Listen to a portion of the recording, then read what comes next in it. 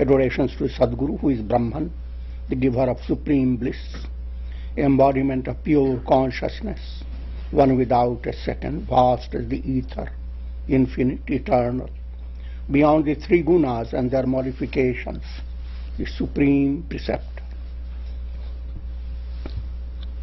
Viveka-Chudamani, verse number 37.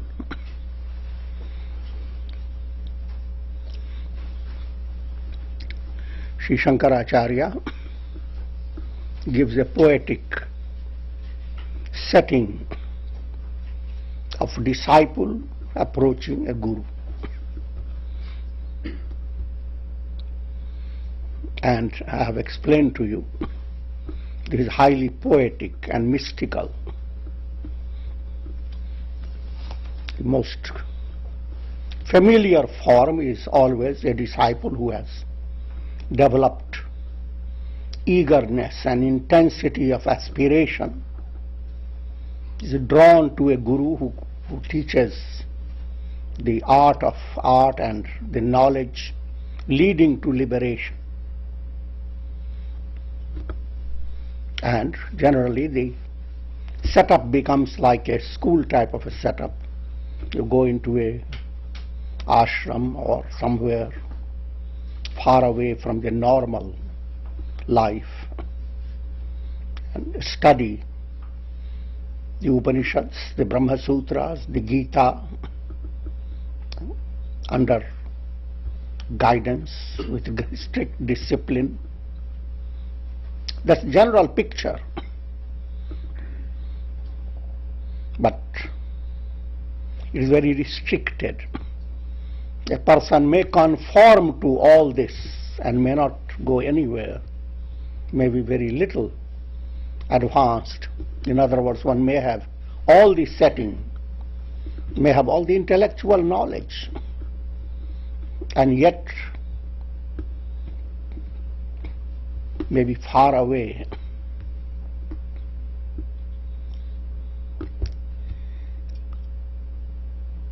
Therefore, broader insight one has to gain. In the process of attaining knowledge, there are two stages. First is indirect knowledge of Brahman, called paroksha jnana.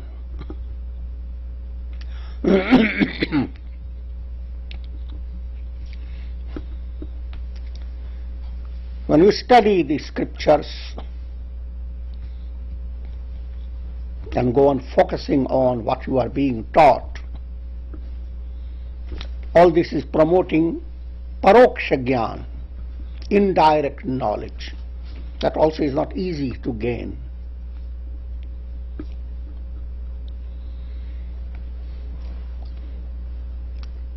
But as you enter into deep reflection and meditation and bring about a complete change in your personality, then you reach the state aparoksha jnana. Aparoksha jnana is direct knowledge, the knowledge that is not based on intellect. There is a big difference between the two.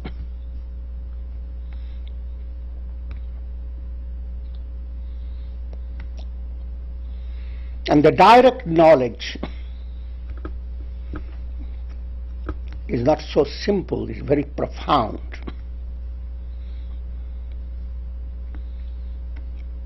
Any soul coming to the state of enlightenment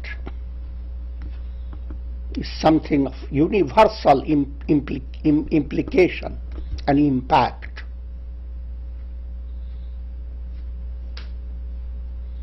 That's the point that Shankaracharya is bringing out. To have a disciple fully qualified and well equipped, that's the highest blossom of humanity. All the culture and civilization brings out the blossom in the form of spiritual aspirant. Don't be discouraged. Anyone who admires that is on the path to become the ideal aspirant. No matter how long it takes. And Guru is another aspect. The ideal Guru is like the spring season that allows the flower to blossom. And therefore his presence is not limited. Guru is not Guru because he has taught a few select aspirants, but because of his enlightened personality, he has brought into the world profound mystic vibrations.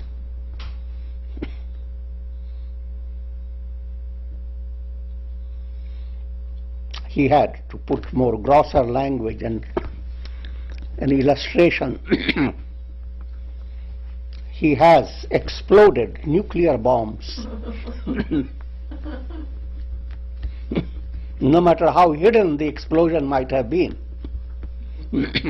Anyone experimenting with nuclear explosions, even though they make it secretive, still, its radiation reaches far and wide.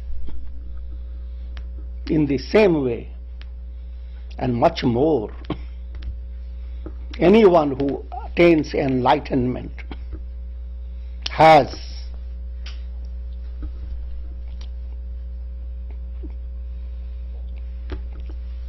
exploded a divine nuclear bomb. And the radiations continue to touch the heart of people for a long, long time. Naturally, during his own lifetime, tremendous impact is there. Sometimes this impact may not be popularized. You ask the journalists and they may not know. Even the times of Mahatma Gandhi, so all his powerful activities, there are many people who didn't know who this Mahatma Gandhi was. So popularity is not the criteria of higher attainment.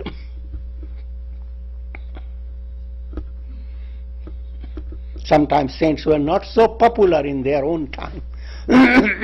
Much later, their popularity became increasingly enhanced. Lord Jesus was not popular.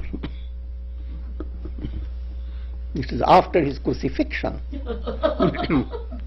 that popularity began to continue to grow.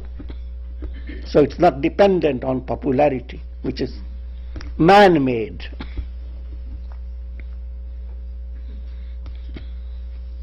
So Guru and disciple, two aspects of the ripening of culture and progress.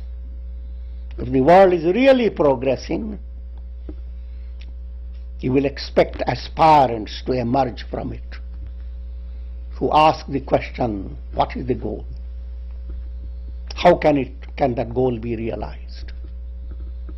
And when he asks, he also keeps in his heart the understanding that as he gets the answer, he will share it with others. Because between the Guru and disciple, there is little difference.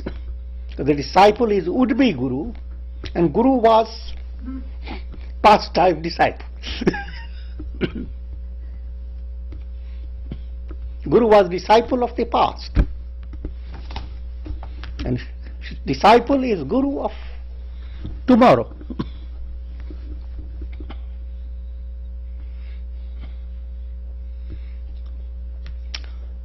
The ideal is always there that no matter where you are,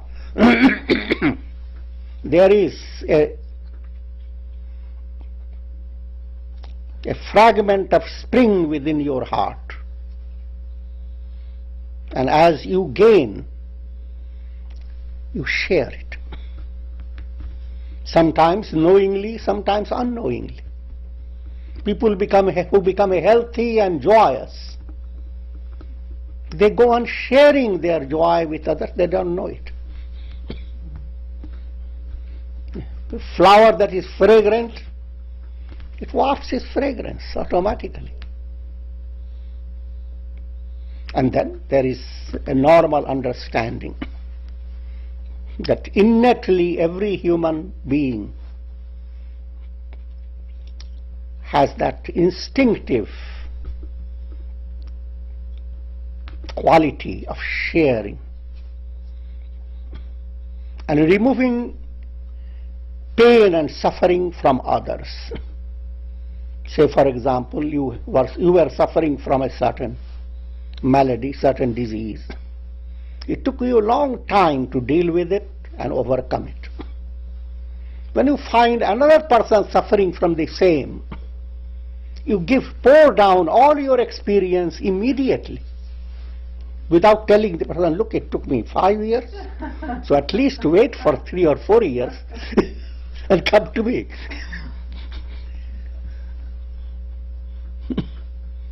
That is instinctive, every human being. It's a saintly quality. People don't know it. You don't hold back what you know, what has benefited you. You immediately share it. So that's the profound understanding of guru-disciple mysticism.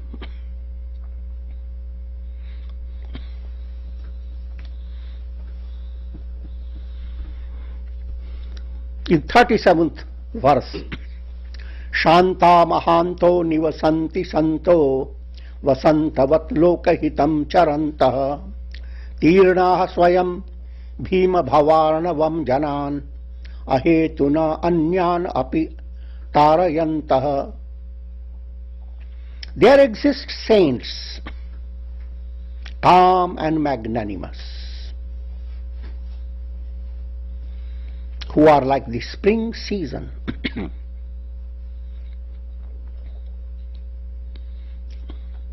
They move about for doing good to the world. Lokahitam charanta. This is the beauty of humanity, beauty of the world, that the world always produces enlightened souls. If that enlightened soul has not come to the world every now and then, the whole world will be extremely sunk in wilderness, in ignorance. But from ancient times, always you have undercurrent of few notes of divine melody running into the stream of culture. That is to say, there is always devotion, saintliness, goodness, kindness, compassion.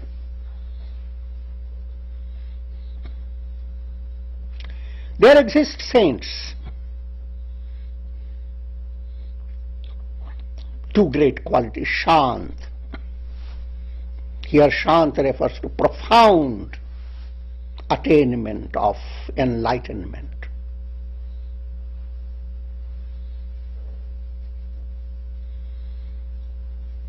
The innermost self is described as Shanto. All noises come in through the mind, senses, through the conditioned nervous system. Deep down, you have no noise.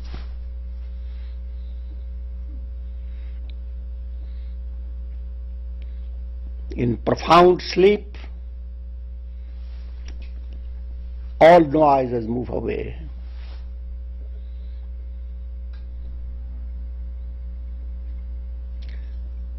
During the time a person is chloroformed in a surgical process,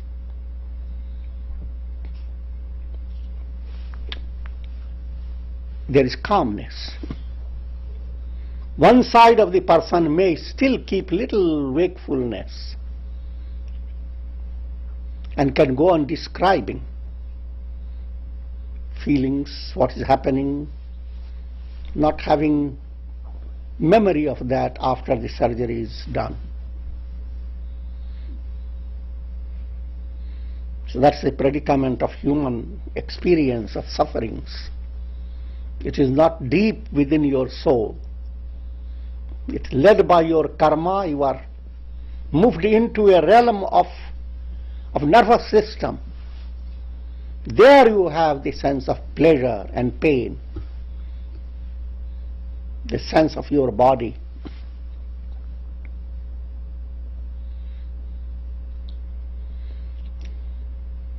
But stripped off the nervous system, stripped off the brain and conditioned mind, the soul is absolute. Just look up into the sky, the clouds, storms, all they create sound. Go deep into the vastness of the sky. It's calmness. In the same way, deep down within you, there is absolute mauna, silence. So we speak of silence in many levels. Silence of speech is ordinarily known as mauna. Silence of the senses is called indriya mauna. We allow the senses to become completely withdrawn. Silence of the mind is called mano mauna. But all these maunas are little before the silence of the self. That's eternal silence. If silence term doesn't give you pleasing effect to your mind, understand this is same as the melody of Lord Krishna's flute. It's the most entrancing. Remember, calm word should have been Viveka.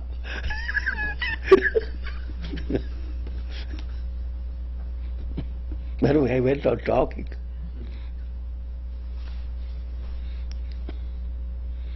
The idea is to understand that calmness, even if you touch it, is the source of all your eloquence, all your inspiration, all artistic talents, and all great things that humanity can do. Just a touch of that silence. So saints are aware, they have experienced the absolute silence of the self. And even if they have not actually experienced, they are on the path leading to. Jivan muktas are in different stages. The moment a person has ascended a height from where he will not slip down, once there is a security of not slipping down forever, that state is Jivan Mukta, you are liberated. It may take you a long process to climb the mountain, but doesn't matter, you are not coming down. So then the question should not arise, how long will it take me to come to the top? Once you have come to that level of no return, you are secure. You are a Jivan Mukta, you are Mahatma, you are the Guru of Gurus.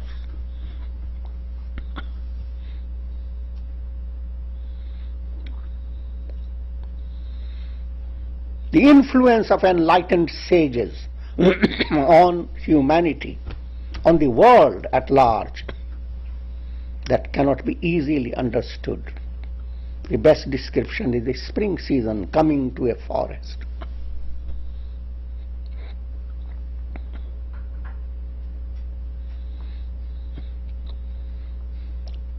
And those saintly personalities are instinctively led to do good to the world. Having crossed the terrible ocean of the world process, they live to help others to cross it for no motive whatsoever, for no ulterior motive.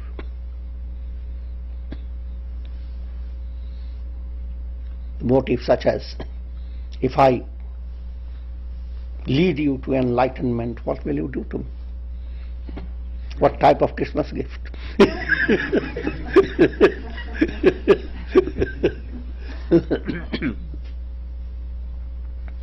I'm making a humor out of it.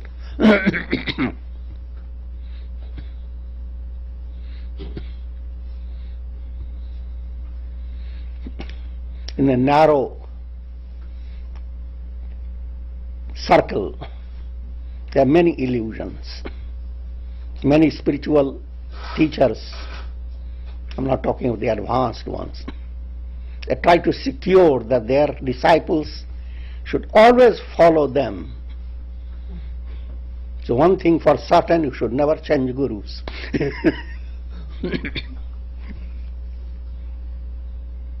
Now that's powerful fact. Once you have followed, you don't go on changing. But when this is taught again and again by inferior setting, the whole idea is, even though you could be benefited by a person somewhere having more understanding, there is always a finger restricting you. Don't go there. So much so there is a, if Guru passes away, there are disciples who will not turn to other gurus because they have been very faithful. You must realize these are blind concepts, blind faith. Blind faith has no place in actual spiritual advancement.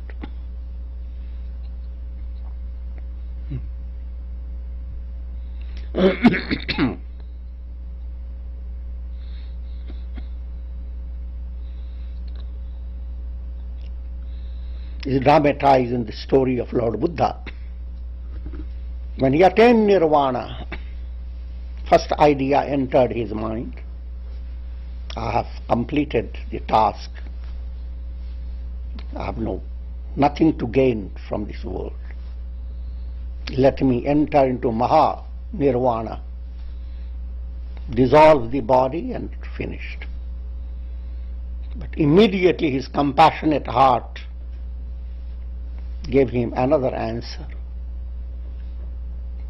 You created a boat that helped you to cross over. You don't need the boat, but people need it. Let that boat help countless people to cross. The personality of a sage has become a boat, and he is driven by cosmic instinct to help all. Just like the spring is driven by that divine inspiration to help all the forest, all vegetations.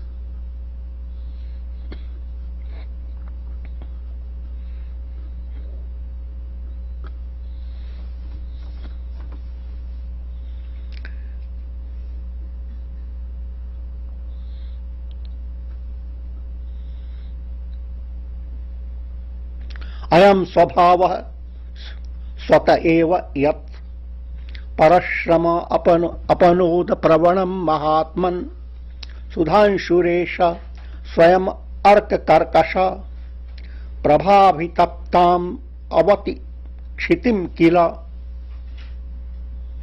Just as the moon of its own accord, by showering nectar, cools the earth that has been scorched by the burning rays of the sun. This is the poetic writing of Shankaracharya. But it's well done, because philosophical writing sometimes is so terse that you are led into a desert.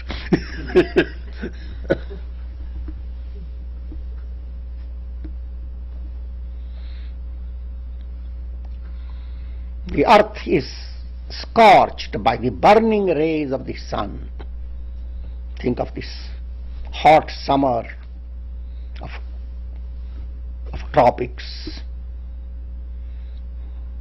Even countries like India, like Delhi and many places.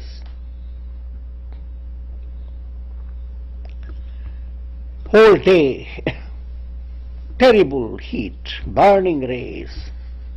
But then suddenly, after evening, moon shines.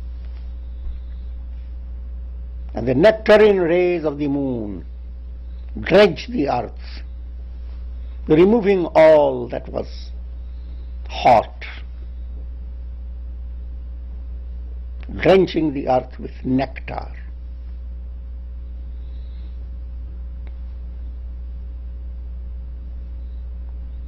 Now, apply it to your own heart, your own personality.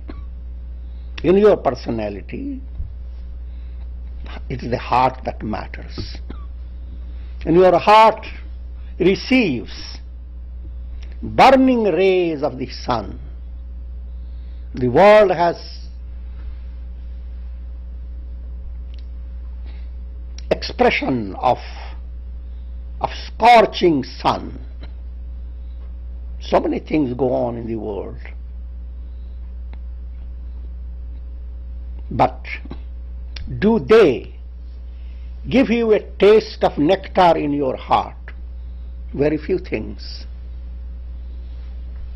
Deep down you are constantly looking for peaceful experience, joyous experience, tender experience. But the world gives you abundance of frustrations, struggles. To elaborate this, turn your attention to the three fires. Adhyatmika, subjective. Adhibhautika, objective, means miseries that arise out of the world around you. And Adhidaivika, by acts of God.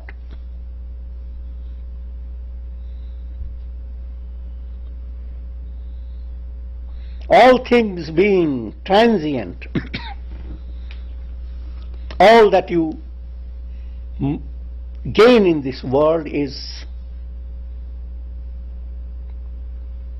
illusions, layers and layers of illusions. The idea that you have become prosperous, the idea that everybody around you is so happy, the idea you are loved by so many people, recognized by them. All this blows away like mirage. All these are like mirage in a desert, because one doesn't have the patience or depth of understanding to ask, how long? Is this what you want?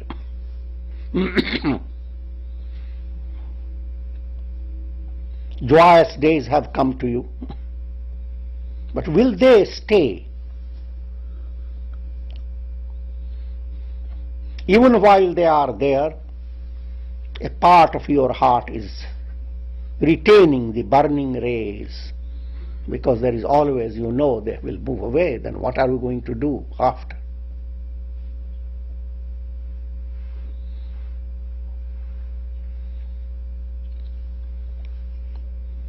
Pleasure and pain both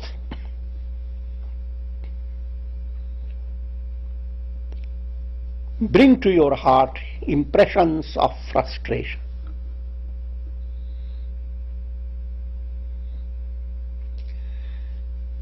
So human heart has been scorched, as it were. The moment there is that sensitivity, as sensitivity increases, you realize that you cannot rely on the world for perpetual, for enduring joy. So that's not the nature of the world. The world is transient.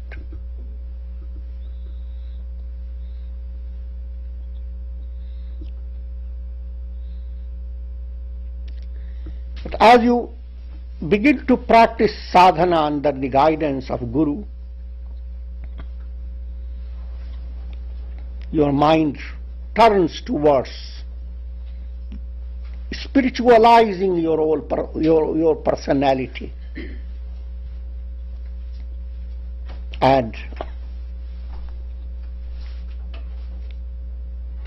as if moon has emerged in the firmament of your heart, and the nectarine rays of the moon begin to bathe you, relieving you of the burning sensation that you have been experiencing.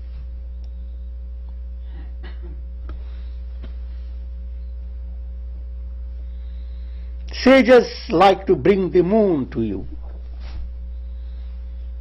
That's why we celebrate Guru Purnima.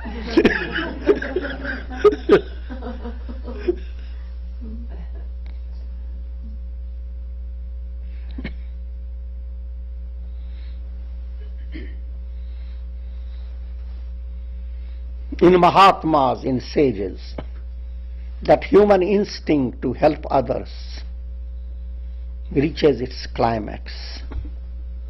Mahatma, just like you, for no reason at all, you hear a person, he has a headache. You have medicine, you immediately give to the person. There is no ulterior motive. And you are happy if you see the headache is gone. I'm talking about normal people.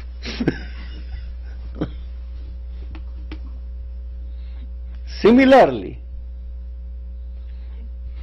sages who are enlightened, it is not under their control. They waft a fragrance that's not under their control. They become like the moon, radiating nectar, relieving the sufferings of others. Even they may put on a hard look, yet they cannot hide their inner spiritual nature.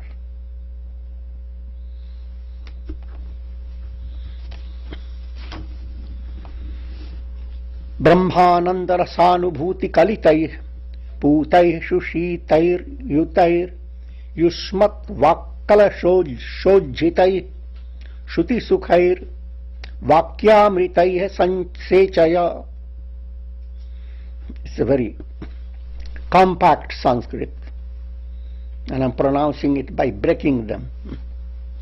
Santaptam bhavatapadavadahana jwalavirenam prabho धन्यास्ते भवदि क्षण क्षणगते पात्रीकृता स्वीकृता. O Lord,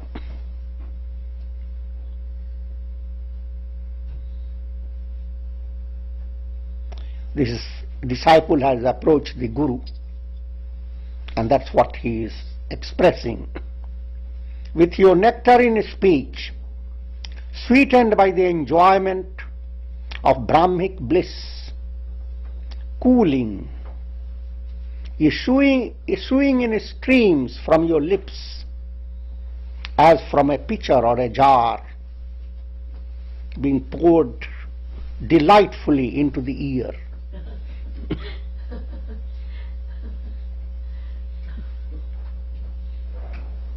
Think of philosophical books, right?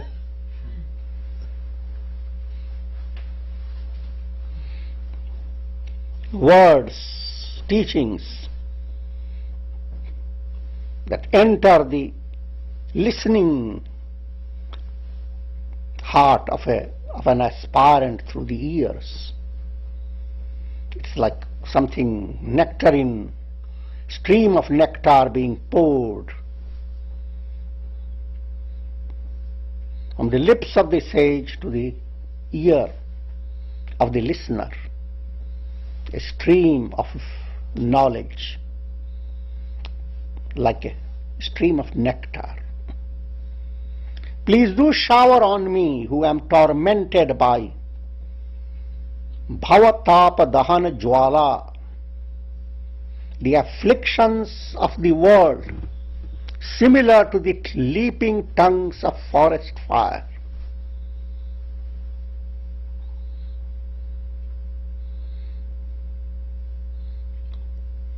That's the picture of the world process. World you live in without the possession of knowledge, without the possession of bhakti, devotion to God.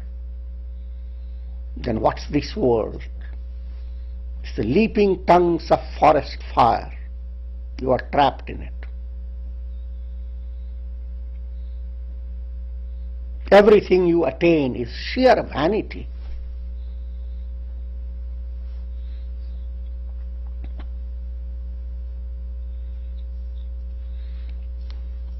So that in itself, that awareness of the terrible predicament of being in the world without any purpose, that in itself is a great preparatory development in an aspirant. Simple word, vairagya. Blessed indeed are those who have received even a passing glance from your eyes. Thereby what it means that you have been accepted by, they have been accepted by you as a qualified aspirant.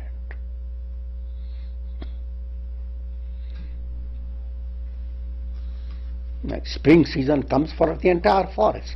But when you look at the ripe mangoes, that's going to ripen in a day or two, they are the best aspirants. So though the spring season has looked all around, but has cast his more focused glance on those that are ripened, those who have developed higher level of qualities.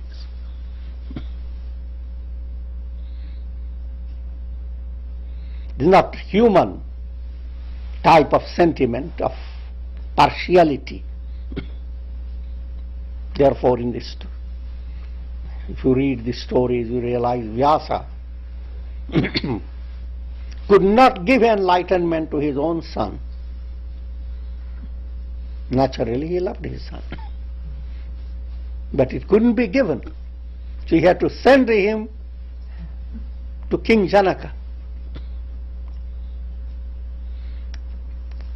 who in the very beginning didn't welcome him, put him to test.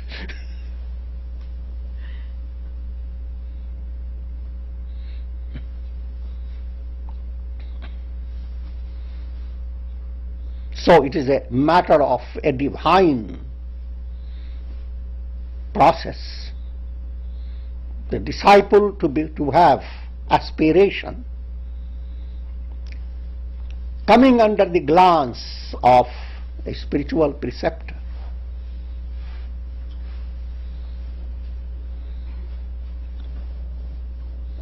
And of course, that is the the most blessed development.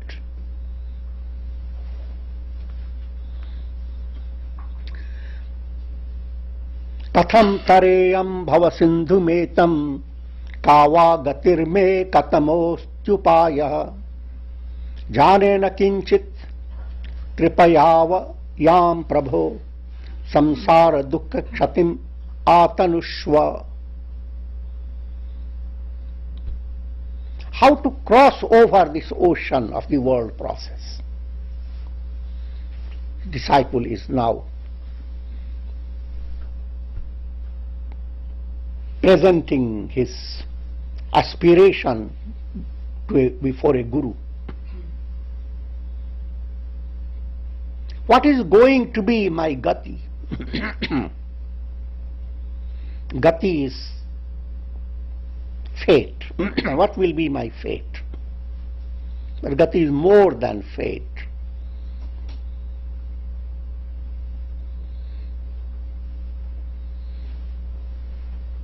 We speak of sugati. Anyone who dies, generally people ask, what has been his gati? Where did the soul go? And if the soul has gone heavenwards, it's sugati. If the soul has gone to hellish worlds, it's called durgati. So you have before you always the problem of gati. Where are you going?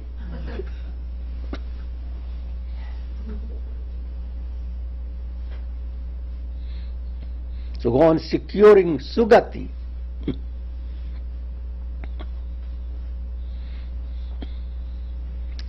Which of the means should I adopt?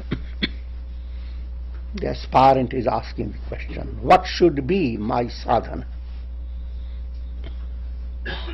Regarding these, I know nothing.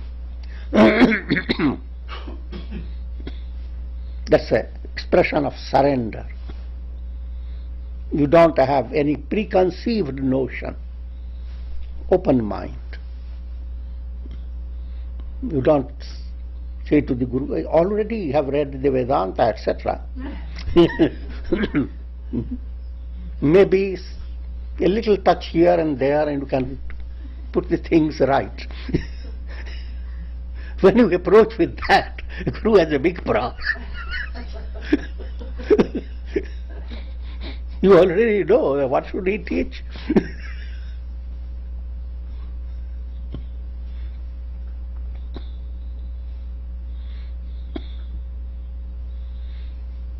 If the disciple knew already, he would be enlightened. So he says, I know nothing. Referring to knowledge. Knowledge in its mystical aspect. You may know so many things, but you don't know that which leads to liberation. If you don't have liberation, then your knowledge is not the knowledge. You know nothing. So naturally, an enlightened person doesn't go after a guru. So disciple comes and says, I know nothing. And a smart person will say, oh, everybody knows something. Why should he lie before a guru? Try to understand properly. All that you know has not helped you to attain liberation. Here is a knowledge that will give you liberation. Do you know of that knowledge? You don't. So say it.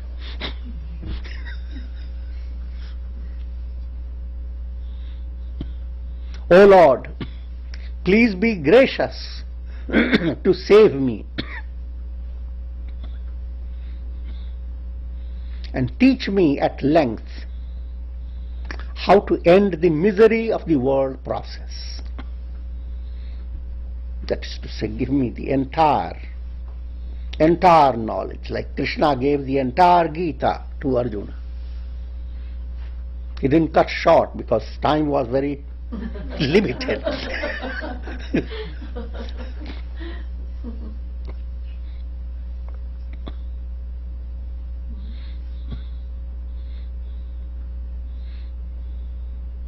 Spiritual teaching is continuous, broken. Once it enters your heart, it goes on entering until the goal is reached. Try to understand the spirit in which I am saying.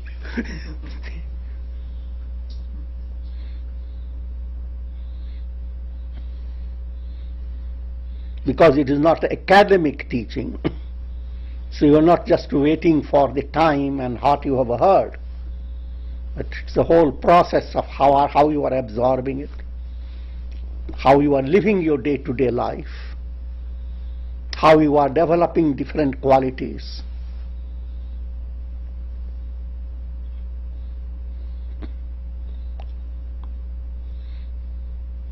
To simplify that, Yoga Vasishtha gave 4 gatekeepers. Always attend to 4 points. Shama first, serenity.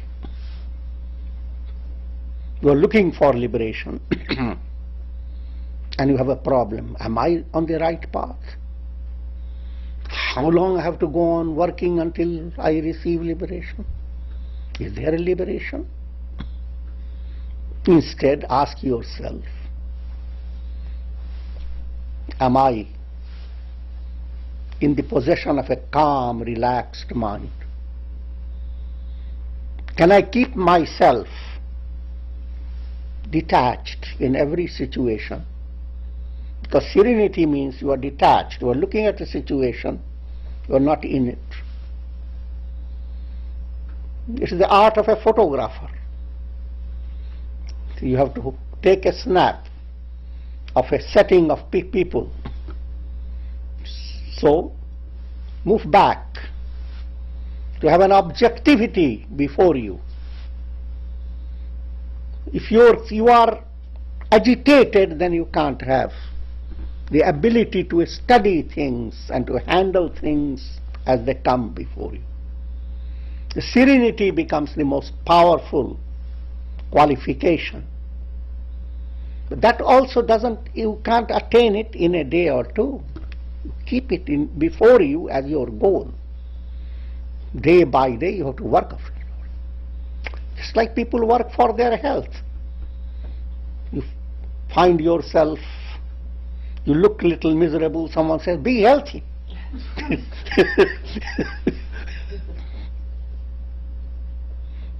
You don't expect a person to bring a gun to make you healthy.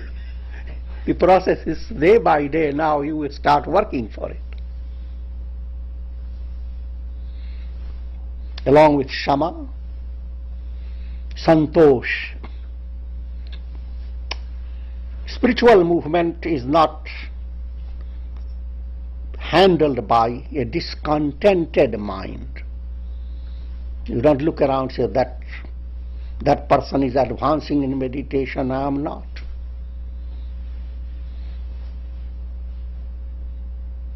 Oh God, give him a little headache.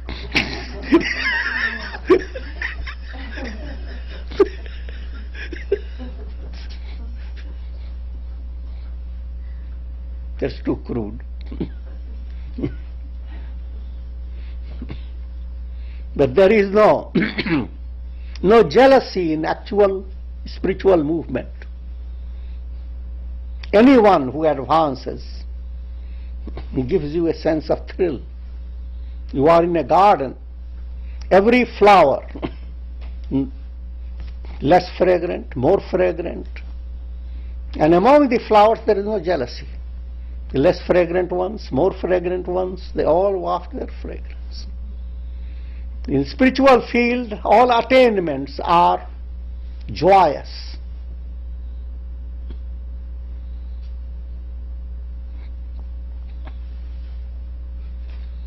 So therefore, also another point, every aspirant understands and develops a profound grasp that God has given you all the resources needed for your liberation. Otherwise you will be always looking around, see that person has much more favorable situation. Buddha had a whole palace before him and he had something fit to be renounced.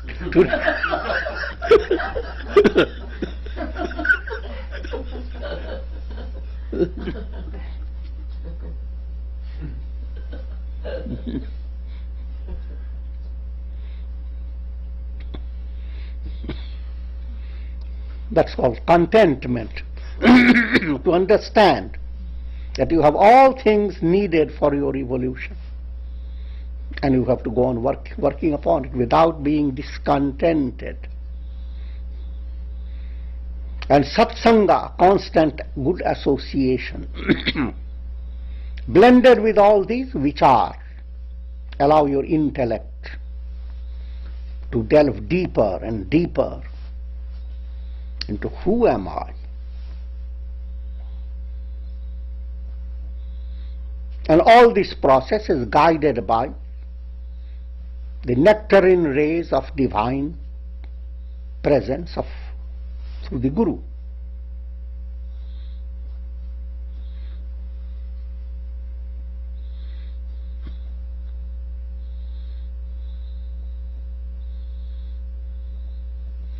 And with this we conclude. Om Shanti, Shanti, Shanti.